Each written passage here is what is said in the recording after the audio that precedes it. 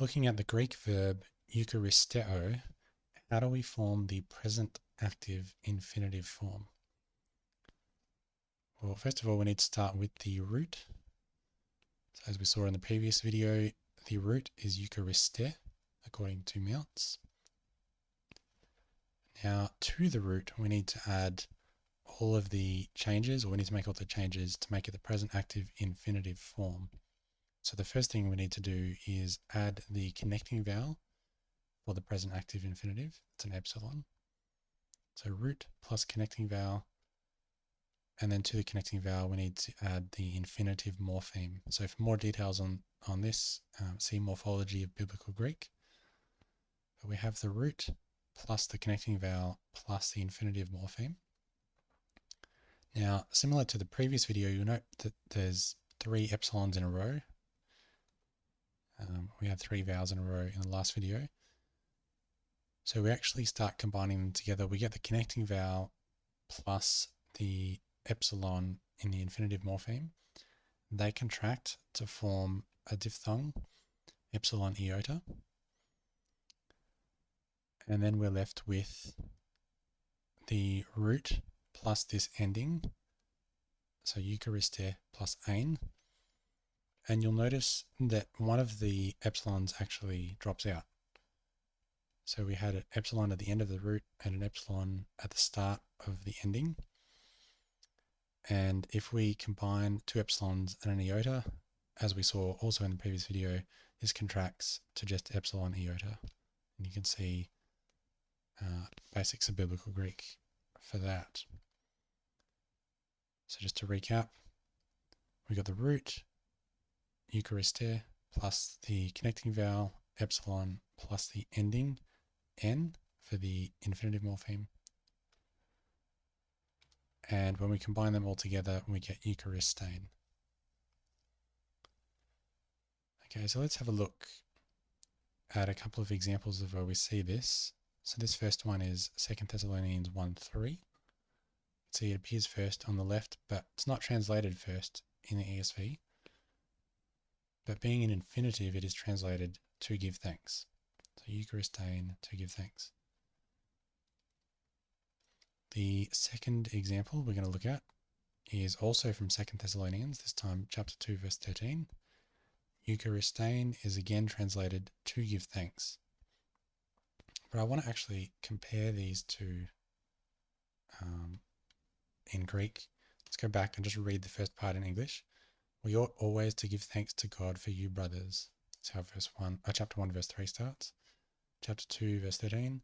But we ought always to give thanks to God for you, brothers, beloved by the Lord. So they're very similar sounding in English. So let's have a look at how they compare in Greek. First off, we'll see the same form of the verb because we're looking at the inflected form eucharistein. But you notice there is a difference in the placement. The word order is different. But before we get to that, I want to look at what's the same. So those bits I've highlighted, they are identical from chapter 1, verse 3 and chapter 2, verse 13. And they're both appearing in the same letter, 2 Thessalonians. And we get to theo, the definite article, to, and theo, God. They're both in the dative case. And as we saw in the previous video, this verb, eucharistein, well, this is the infinitive form, but eucharisto has had to theo after it before. And if you want to see what the case was in the previous video, you can go back and watch that. But the rest of the sentence is also the same. Pantote, always, peri for, haimon, you, and adelphoi, brothers. But rather than focusing on what is common, I actually want to look at what is different to see if we can just pick up some interesting observations. But part of looking at the difference is the word order when we have a common word. So in chapter 1, verse 3, eucharistein opheilomen. And in chapter 2, verse 13, we have hemes de opheilomen eucharistein. So we have the exact same inflected form of that secondary verb, or the second verb there, but the order is reversed. And in chapter 2:13, we actually have a couple of extra words added. But let's look at this verb ephailomen first. So it's a verb. It means O. It's actually the inflected form. I'm not going to go into the lexical form at the moment, but it's the inflected form. It is a present active indicative first person plural. So if we just try and literally translate that first phrase, eŭcharistein ephailomen, to give thanks we owe.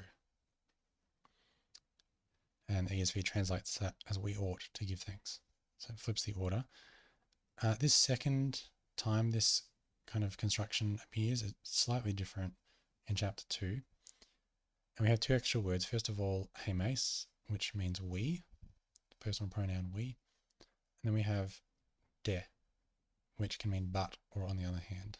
So we, but, or we on the other hand, we ought or we owe to give thanks. Now you may have picked up there that I repeated the word we a number of times. And this is the last interesting thing I want to bring out here. In the first construction in chapter 1, verse 3, eŭcharistein ephailomen. Ephailomen, first person plural, includes the word we in the verb. In the second construction, we've got we essentially repeated twice. We've got hemes is we, but also ephailomen, exactly the same construction, first person plural, we ought. So it's almost like saying, but we ought to give thanks. Just really emphasizing the we, us. All right, so let's go back and just do a quick recap on the construction of this particular verb. So we have eŭcharisteω, and we want to construct the present active infinitive form. So we start with the root, euchariste, we add the connecting vowel, epsilon, we add the infinitive morpheme for present active infinitive n, and euchariste plus e plus n, well, the two epsilons on the far right, they contract, and we end up with euchariste plus ein, the ending ein. And then when we get euchariste plus ein, the epsilon plus the epsilon iota contracts to form just epsilon iota, and we're just left with the present active infinitive eucharistein.